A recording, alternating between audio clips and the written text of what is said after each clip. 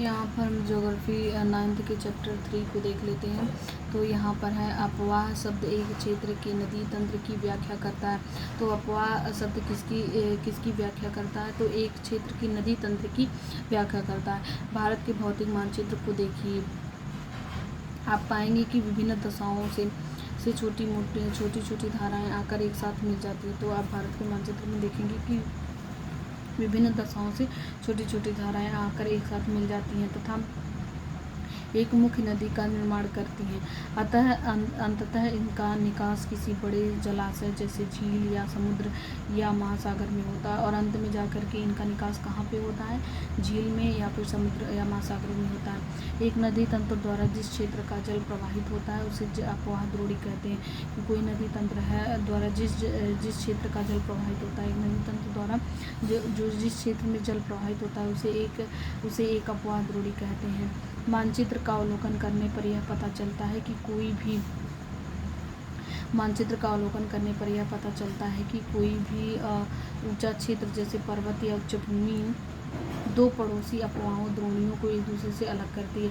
इसी प्रकार की उच्चभूमि को जल विभाजक कहते हैं। तो यहाँ पे हम देख रहे हैं कि जो ऊंचा क्षेत्र है जैसे पर्वत या उच्चभूमि दो पड़ोसी अपवाह द्रोणियों को, जैसे यहाँ पे कोई पर्वत है या फिर उच्चभूमि है, तो जो दो पड़ोसी अपवाह द्रोणी हैं उनको जो है एक दूसरे से अलग करती है। तो जैसे पर्वत या उच्चभूमि दो पड़ोसी अपवाह द्रोणियों को एक दूसरे से अलग करती है, इस प्रकार की उच्चभूमि को जल विभाजक कहते हैं। तो जो ये उच्चभूमि होती है पर्वत या उच्चभूमि, ये है जो दो धाराओं को अलग कर रही है, जो दो अपवाह द्रोणियों को अलग कर रही है, तो यही जो है जल विभाजक कहलाता है। तो विश्व की सबसे बड़ी अपवाह द्रोणी अमेजन नदी की है। तो यहाँ पे हम देख लेंगे कि विश्व की सबसे बड़ी अपवाह द्रोणी कौन सी है? तो है अमेजन नदी की है। भारत में किस नदी की द्रोणी सबसे बड़ी है? तो भारत में सबसे बड़ी जो है ये क्वेश्चन पूछा है, तो अभी आगे देखेंगे कौन सा है। तो वैसे तो सबसे बड़ी अपवाह द्रोणी तो गंगा की है। तो यहाँ पे देखेंगे विश्व की सबसे बड़ी वर्ल्ड में सबसे बड़ी अपवाह द्रोणी अमेजन नदी की है। तो ये है सही। फिर उसके बाद आगे देखते हैं कि भारत के अपवाह तंत्र का नियंत्रण मुख्यतः भौगोलिक आकृतियों के द्वारा होता है। तो यहाँ पे कहते हैं कि जो भारत का अपवाह तंत्र है उनका नियंत्रण कैसे होता है? तो भौगोलिक आकृतियों के द्वारा होता है। तो भारत के जो अपवाह तंत्र हैं उनका नियंत्रण मुख्यतः भौगोलिक आकृतियों के द्वारा होता है। इस आधार पर भारतीय नदियों को दो मुख्य वर्गों में विभाजित किया गया है। तो इस आधार पर जो भारतीय नदियां हैं उनको दो मुख्य वर्गों में विभाजित किया गया है। तो भारतीय नदियों को कितने वर्गों में विभाजित किया गया है? तो दो वर्गों में विभाजित किया गया है। दो वर्गों में विभाजित किया गया है। हिमालय की नदियाँ तथा प्रायद्वीपीय नदियाँ। तो यहाँ में हम क्या देखते हैं कि भारत के अपवाह तंत्र का नियंत्रण मुख्यतः भौगोलिक आकृतियों के द्वारा होता है। इस आधार पर भारतीय नदियों को दो मुख्य वर्गों में विभाजित किया गया। तो जो हिमालय की नदियों को देखेंगे और प्रायद्वीपीय नदियों को देखेंगे। हिमालय की नदियों को देखेंगे और प्रायद्वीपीय नदियों को देखेंगे। भारत के दो मुख्य भौगोलिक क्षेत्रों से उत्पन्न होने के कारण हिमालय तथा प्रायद्वीपीय नदियाँ एक दूसरे से भिन्न हैं। तो भारत के दो मुख्य भौगोलिक क्षेत्रों से उत्पन्न होने के कारण जो हिमालय की नदियाँ और जो प्रायद्वीपीय नदियाँ हैं वो एक दूसरे से भिन्न हैं। तो ये दो मुख्य भौगोलिक क्षेत्रों से उत्पन्न होती है। हिमालय जो है ऊपर से हिमालय तरफ से जो नदियाँ आ रही हैं, दूसरा है प्रायद्वीपीय नदियाँ से भिन्न है। हिमालय की जो अधिकतर नदियाँ हैं वो 12मासी होती हैं। तो हिमालय की जो नदियाँ होती हैं वो कैसी होती हैं? 12मासी होती है। क्यों होती हैं? क्योंकि हिमालय में ग्लेशियर और ग्लेशियर से हमेशा ग्लेशियर के बल पिघल करके हमेशा जो है निकलती रहती है। तो ये नेचुरली है। तो हिमालय की जो अधिकतर नदियाँ हैं वो 12मासी होती हैं। इनमें वर्ष भर पानी रहता है। तो इनमें वर्ष भर पानी रहता है क्योंकि इन्हें वर्षा के अतिरिक्त उच्च पर्वतों से पिघलने वाले हिम द्वारा भी जल प्राप्त होता है। तो यहाँ पे देखिए कि जो हिमालय की जो नदियाँ हैं उसमें वर्ष भर हिमालय की से आने वाली जो नदी है उसमें वर्ष भर पानी रहता है, क्योंकि जो वर्षा के अतिरिक्त वर्षा होती है तो वो भी उसमें पानी होता है, और जो ऊंचे पर्वतों से पिघलने वाले हिम द्वारा भी जल प्राप्त होता है। ये हो गया। हिमालय की दो प्रमुख नदियां हैं सिंधु और ब्रह्मपुत्र। तो हिमालय की दो मुख्य नदियां कौन सी है?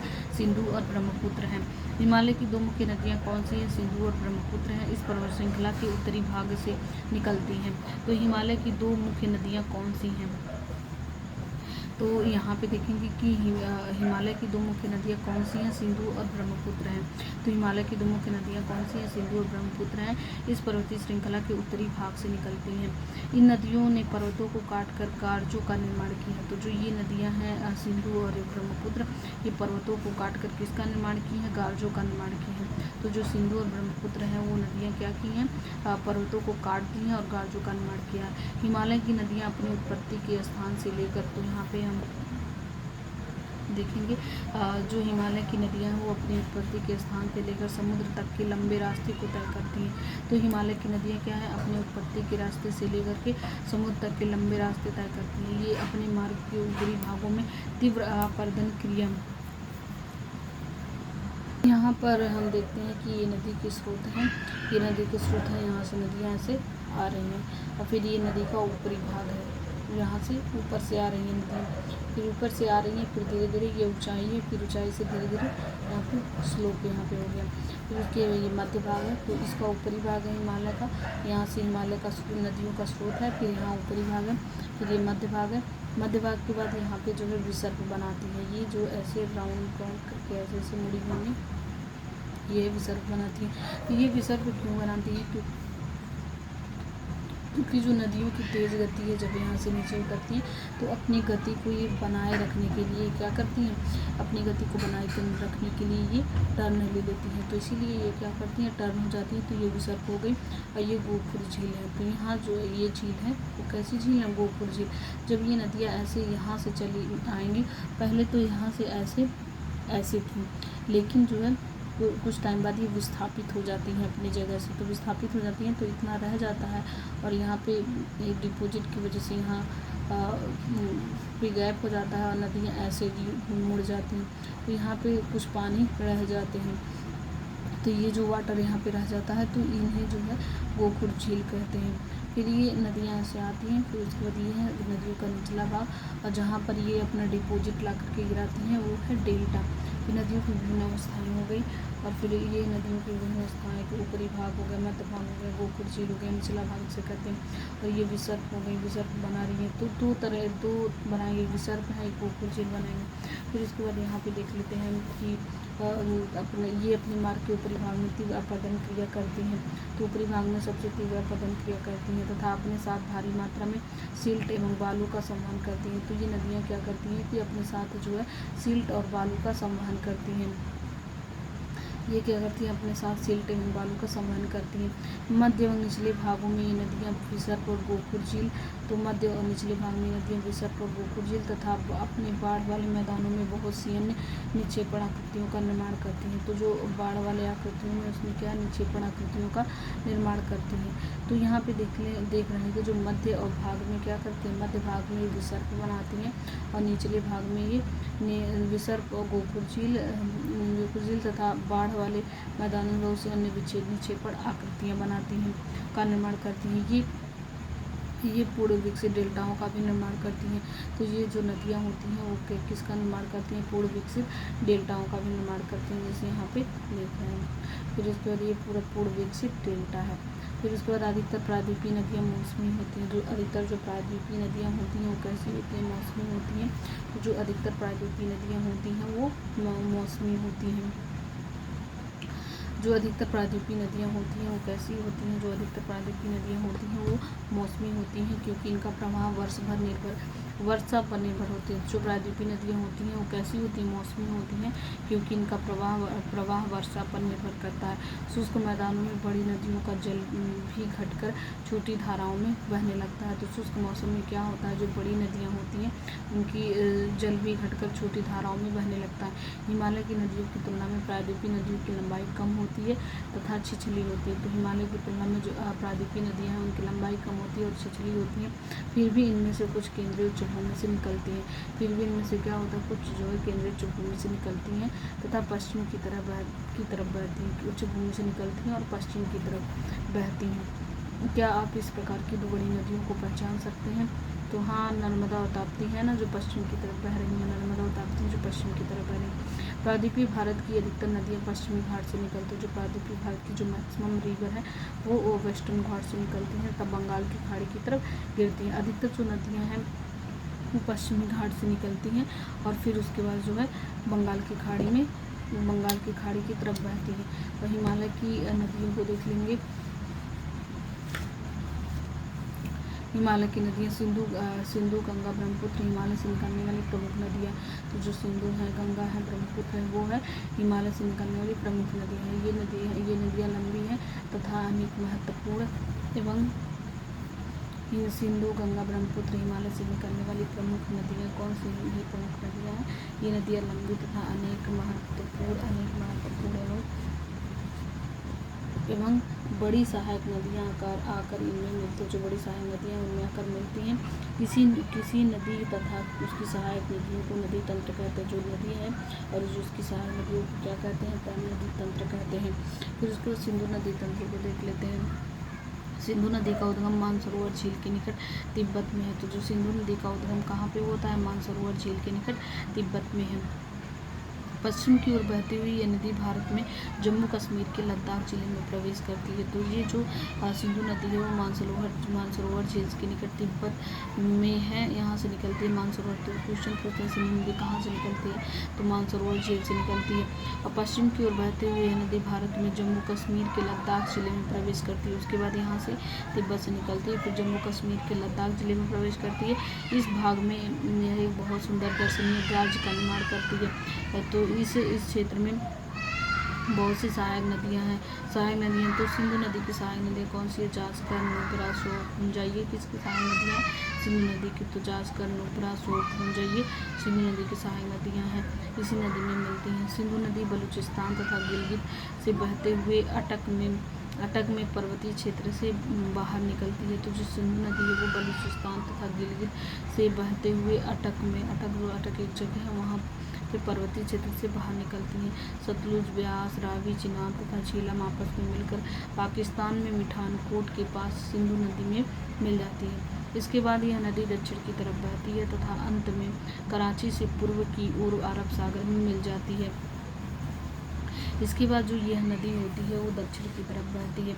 इसके बाद यह नदी जो है दक्षिण की तरफ बहती है तथा अंत में कराची से पूर्व की ओर अरब सागर में मिल जाती है। सिंधु नदी के मैदान का ढाल बहुत धीमा है। सिंधु द्रोणी का 1/3 से कुछ अधिक भाग भारत के जम्मू कश्मीर, हिमाचल तथा पंजाब में तथा शेष भाग पाकिस्तान में स्थित है। तो जो सिंधु द्रोणी है उसका 1/3 से कुछ अधिक भाग जो है भारत के जम्मू कश्मीर में, हिमाचल प्रदेश में तथा पंजाब में तथा शेष भाग पाकिस्तान में स्थित है। 2900 किलोमीटर लंबी सिंधु नदी विश्व की सबसे लंबी नदियों में से एक है। तो जो 2900 किलोमीटर की लंबी सिंधु नदी है वो विश्व की सबसे लंबी नदियों में से एक है। 2900 किलोमीटर लंबी सिंधु नदी 2900 किलोमीटर लंबी सिंधु नदी विश्व की लंबी नदियों में से एक है। फिर यहाँ पर सिंधु जल समझौता संधि के अनुच्छेद 1960 के अनुसार तो सिंधु जल समझौता कब हुआ था? 1960 में हुआ था। के अनुसार भारत इस नदी प्रक्रम के संपूर्ण जल का केवल 20% जल उपयोग करता है। इस जल का तो भारत जो है पूरे जल का कितना % यूज करता है? 20% जल उपयोग कर सकता है। इस जल का उपयोग हम पंजाब, हरियाणा, राजस्थान के दक्षिण भागों में सिंचाई के लिए करते हैं। फिर गंगा नदी तंत्र क्या है ये देख लेते हैं। गंगा की मुख्य धारा भागीरथी, गंगोत्री, हिमानी से निकलती है। तो जो गंगा की जो मुख्य धारा है वो कौन सी है? भागीरथी है। अब भागीरथी, गंगोत्री, हिमानी से निकलती है तथा अलकनंदा उत्तराखंड के देवप्रयाग में इससे मिलती है। जो अलकनंदा है वो उत्तराखंड के देवप्रयाग में इससे मिलती है। तो यहाँ पे देख लेते हैं कि गंगा की जो मुख्य धारा है वो भागीरथी, गंगोत्री, हिमालय से निकलती है तथा अलकनंदा उत्तराखंड के देवप्रयाग में से मिलती है। हरिद्वार के पास गंगा पर्वतीय भाग को छोड़कर मैदानी भाग में प्रवेश करती है। तो हरिद्वार के पास जो गंगा होती है वो पर्वतीय भाग को छोड़कर मैदानी भाग में प्रवेश करती है। तो हरिद्वार एक जगह है। तो अलकनंदा उत्तराखंड देवप्रयाग में से मिलती है। तो भागीरथी के नाम से निकलती है और अलकनंदा उत्तराखंड की। तो अलकनंदा कहाँ पर भागीरथी से मिलती है? देवप्रयाग में। तो अलकनंदा उत्तराखंड के देवप्रयाग में से मिलती है। हरिद्वार के पास गंगा पर्वतीय भाग को छोड़कर मैदानी भाग में प्रवेश करती है। हिमालय से निकलने वाली बहुत सी नदियाँ आकर गंगा में मिलती हैं। तो हिमालय से निकलकर बहुत सी नदियाँ गंगा में मिलती हैं। इनमें से कुछ प्रमुख नदियाँ तो यमुना, गंगा की सहायक नदियाँ कौन कौन सी हैं? यमुना, घाघरा, गंडक, कोसी, ये सब यमुना की गंगा की सहायक नदियाँ हैं। यमुना नदी हिमालय के हिमालय से निकलती है। तो यमुना नदी कहाँ से निकलती है? यमुना नदी हिमालय की यमुनोत्री हिमालय से निकलती है। यह गंगा के दाहिने किनारे के समानांतर बहती है। तो जो होती है गंगा नदी वो कहाँ? तो गंगा नदी के दाहिने किनारे के समानांतर बहती है तथा इलाहाबाद में गंगा में मिल जाती है। तो इलाहाबाद में यमुना गंगा से मिल जाती है। घाघरा, गंडक तथा कोसी नेपाल हिमालय, घाघरा, गंडक तथा कोसी। यहाँ पे आप देख पा रहे होंगे कि ये है देवप्रयाग में भागीरथी एवं अलकनंदा का संगम। तो ये है देवप्रयाग, भागीरथी और अलकनंदा का संगम हो रहा है। भागीरथी जो गंगोत्री से निकलती है और इसका नाम भागीरथी होता है। फिर यहाँ पे जो है अलकनंदा यहाँ से इससे मिल जाती है। फिर उसके बाद क्या जानते हैं? नमामि गंगे परियोजना एक एकीकृत संरक्षण मिशन है। इसमें राष्ट्रीय नदी गंगा से संबंधित 2 उद्देश्यों प्रदूषण के प्रभाव को कम करना तथा उसके संरक्षण और कायाकल्प को पूरा किया जा सके। तो ये जो है नमामि गंगे परियोजना है वो किस नदी से संबंधित है? तो राष्ट्रीय नदी गंगा से संबंधित है। इसके 2 उद्देश्य कौन से हैं? प्रदूषण के प्रभाव को कम करना और दूसरा है उसके संरक्षण और कायाकल्प को पूरा किया जा सके। तो पहला है उसके प्रदूषण को कम करना और दूसरा है उसका संरक्षण और कायाकल्प को पूरा किया जा सके। फिर उसके बाद जो है यहाँ पे जो पीछे था कि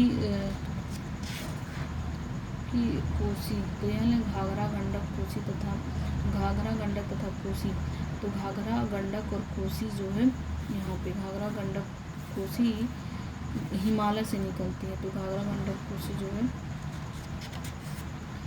नेपाल, घाघरा, गंडक, कोसी, घाघरा, गंडक, कोसी 3 नदियाँ, घाघरा, गंडक, कोसी, घाघरा, गंडक, कोसी नेपाल हिमालय से निकलती है। तो नेपाल हिमालय से कौन निकलती है? घाघरा, गंडक, कोसी, ये जो है नेपाल हिमालय से निकलती हैं।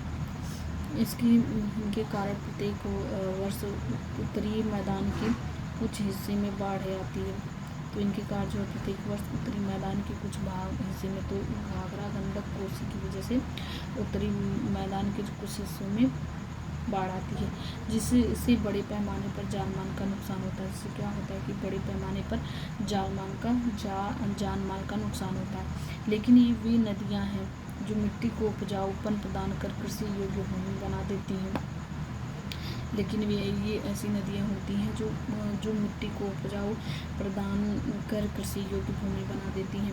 फिर उसके बाद यहाँ पे है प्रायद्वीपीय उच्च भूमि से आने वाली मुख्य सहायक नदियाँ, चंबल, बेतवा, सोन। तो जो प्रायद्वीपीय उच्च भूमि से आने वाली कौन सी सहायक नदियाँ, ये क्वेश्चन पूछा जाता है कि प्रायद्वीपीय उच्च भूमि से आने वाली कौन सी नदियाँ हैं, मुख्य सहायक नदियाँ हैं जो गंगा की हैं? तो चंबल, बेतवा, सोन है। चंबल, बेतवा, सोन है। ये अर्धशुष्क क्षेत्रों से निकलती हैं। ये अर्धशुष्क क्षेत्रों से निकलती हैं। इनकी लंबाई कम, ये अर्धशुष्क, तो ये चंबल, बेतवा जो सोन होती हैं वो अर्धशुष्क क्षेत्रों से निकलती हैं, अर्धशुष्क क्षेत्रों से निकलती हैं। इनकी लंबाई कम होती है और तथा इनमें पानी की मात्रा भी कम होती है। तो यहाँ पे जो चंबल, बेतवा, सोन है इनकी लंबाई कम होती है और इनमें जो है पानी की मात्रा भी कम होती है। ज्ञात कीजिए कि नदियाँ कैसे और कहाँ गंगा से, अभी इसको जो है कहाँ गंगा में मिलती है। तो अभी इसको मैप देखते हैं। तो यहाँ पे देख लीजिए, बाएं तथा दाहिने किनारे की सहायक नदियों के जल से परिपूर्ण होकर गंगा पूर्व दिशा में पश्चिम, तो यहाँ पे लिखा हुआ कि बाएं तथा दाहिने किनारे की सहायक नदियों के जल से परिपूर्ण होकर गंगा पूर्व की दिशा में पश्चिम बंगाल के फरक्का तक बहती है। तो ये जो है कहाँ तक बहती है? तो बाएं और दाहिने किनारे की नदियों का पूरा जल मिल जाता है और ये परिपूर्ण होकर के जो गंगा जो पूरब की दिशा में जाने लगती है, पूरब की दिशा में जाती है। तो ये पश्चिम बंगाल के फरक्का तक बहती है। पश्चिम बंगाल के कहाँ तक बहती है? ये फरक्का तक बहती है। यह गंगा डेल्टा का सबसे उत्तरी बिंदु है। तो पश्चिम बंगाल के फरक्का तक बहती है और यहाँ पे जो है गंगा डेल्टा का सबसे उत्तरी बिंदु है। यहाँ नदी जो है 2 भागों में बढ़ जाती है। फरक्का के बाद जब पश्चिम बंगाल के फरक्का में गंगा नदी पहुँचती है तो यहाँ पे ये 2 भागों में बट जाती है। पहले भागीरथी हुगली जो इसकी एक वितरिका है, भागीरथी हुगली जो इसकी एक वितरिका मतलब सहायक है, दक्षिण की तरफ बहती है तथा डेल्टा के मैदान से होती हुई बंगाल की खाड़ी में गिर जाती है। तो यहाँ पे देखते हैं कि इसकी 2 धाराएं बढ़ जाती हैं। तो एक धारा जो है दक्षिण की तरफ जाती है, तो यहाँ से फरक्का तक बहती है। ये फरक्का तक बहने के बाद ये 2 धाराओं में बढ़ जाती है। इस एक धारा इसकी दक्षिण की तरफ जाती है, जिसे हुगली कहते हैं। भागीरथी हुगली जो इसकी तरीका है दक्षिण की तरफ बहती है और तथा डेल्टा के मैदान से होते हुए पश्चिम बंगाल की खाड़ी में मिल जाती है। फिर यहाँ पे देख लेते हैं मुख्य धारा दक्षिण की ओर बहती है। तो यहाँ पे क्या देख रहे हैं, जो मुख्य धारा है वो मुख्य धारा दक्षिण की ओर बहती हुई बांग्लादेश में प्रवेश करती है। तो 2 धाराएं बहती हैं, एक दक्षिण की तरफ बहती है तथा डेल्टा के मैदान होते हुए बंगाल की खाड़ी में गिर जाती है। तो यहाँ पे देखिए कि एक जो है हुगली थी बह रही थी और दूसरी जो है ये जो है धारा दक्षिण की ओर बहती हुई बांग्लादेश में प्रवेश करती है एवं ब्रह्मपुत्र नदी। तो इसकी जो पहली धारा है वो इसकी 2 धारा है। एक धारा जो है बंगाल की, एक धारा जो है दक्षिण की तरफ जाती है हुगली के नाम से और ये पश्चिम बंगाल में जाती है। पश्चिम बंगाल में जाकर के वहाँ पे जो है डेल्टा बनाती हुई बंगाल की खाड़ी में गिर जाती है। और जो इसकी मुख्य धारा होती है वो जो है दक्षिण की तरफ तो बहती है, लेकिन ये बांग्लादेश में प्रवेश करती है। बांग्लादेश में जब ये प्रवेश करती है तो ब्रह्मपुत्र नदी इससे आकर मिलती है। बांग्लादेश में जब ये प्रवेश करती है तो ब्रह्मपुत्र नदी से आकर मिल जाती है। अंतिम चरण में गंगा और ब्रह्मपुत्र समुद्र में विलीन होने से पहले, तो जब गंगा और ब्रह्मपुत्र दोनों एक दूसरे से मिल जाते हैं तो मिलने से पहले मेघना के नाम से जाने जाते हैं। तो क्या होता है कि जब गंगा और ब्रह्मपुत्र एक दूसरे से मिल जाते हैं तो इनका नाम मेघना होता है। जब गंगा ब्रह्मपुत्र एक दूसरे से मिल जाते हैं तो इनका नाम मेघना हो जाता है। मेघना विलीन होने से पहले अंतिम चरण में, मतलब कि गंगा इधर से गंगा आ रही है, इधर से ब्रह्मपुत्र आ रहा है, तो ये ब्रह्मपुत्र में मिलने से पहले बांग्लादेश में इसका नाम मेघना रहता है। लेकिन गंगा जब ब्रह्मपुत्र से मिल जाती है, बंगाल की खाड़ी में मिलती है, तो अंतिम चरण में गंगा और ब्रह्मपुत्र समुद्र में विलीन होने से पहले मेघना के नाम से जानी जाती हैं। तो जब ये गंगा और ब्रह्मपुत्र से मिलने से पहले गंगा पद्मा के नाम से जानी जाती है। इसमें लिखा नहीं हुआ इसीलिए थोड़ी सी कंफ्यूजन लग रही थी। तो ये जो है गंगा ब्रह्मपुत्र से मिलने से पहले पद्मा के नाम से जानी जाती है। फिर जब ब्रह्मपुत्र से गंगा मिल जाती है तो इसका नाम हो जाता है मेघना। तो ये गंगा एवं ब्रह्मपुत्र के जल वाली ये बृहत नदी बंगाल की खाड़ी में मिल जाती है। इन नदियों के द्वारा बनाए गए डेल्टा को सुंदरबन डेल्टा के नाम से जाना जाता है। क्या आप जानते हैं सुंदरबन डेल्टा वहाँ पाए जाने वाले सुंदरी पादप से लिया गया, तो वहाँ पे सुंदरी पादप होने की वजह से उसका नाम सुंदरबन डेल्टा का नाम पड़ा। फिर उसमें सुंदरबन डेल्टा विश्व का सबसे बड़ा एवं तेज़ी से वृद्धि करने वाला डेल्टा है। तो जो सुंदरबन डेल्टा है विश्व का सबसे बड़ा एवं तेज़ी से वृद्धि करने वाला डेल्टा है। यहाँ रॉयल बंगाल टाइगर भी पाए जाते हैं। तो सुंदरबन डेल्टा में रॉयल बंगाल टाइगर भी पाए जाते हैं। गंगा की लंबाई 2500 किलोमीटर से अधिक है। चित्र 3.4 में देखिए, मतलब अभी देखते हैं उसमें, तो गंगा की कितनी लंबाई है, 2500 किलोमीटर है। क्या आप गंगा नदी के अपवाह तंत्र को पहचान सकते हैं? अम्बाला नगर सिंधु तथा गंगा नदी तंत्रों के बीच जल विभाजक परिस्थिति है। तो यहाँ पे एक क्वेश्चन आता है कि सिंधु और गंगा नदी तंत्रों के बीच जल विभाजक पर कौन स्थित है? अम्बाला नगर। तो सिंधु और गंगा के नदी तंत्रों के बीच जल विभाजक पर स्थित है वो अम्बाला नगर स्थित है। अम्बाला में सुंदरबन तक मैदान की लंबाई 1800 किलोमीटर है, परंतु इसके ढाल में गिरावट मुश्किल से 300 मीटर है। दूसरे शब्दों में प्रति 6000 किलोमीटर की दूरी पर ढाल में गिरावट केवल 1 मीटर है। इसलिए इन नदियों में अनेक बड़े बड़े विसर्ग बन जाते हैं। 3 नदियों में क्या होता है कि जो है विसर्ग बन जाते हैं, इसीलिए। फिर उसके बाद जो है ब्रह्मपुत्र नदी तंत्र को देखने से पहले हम मैप देख लेते हैं, फिर उसके बाद इसे पढ़ते हैं। इसके आगे के मैप को नेक्स्ट वीडियो में पढ़ते हैं।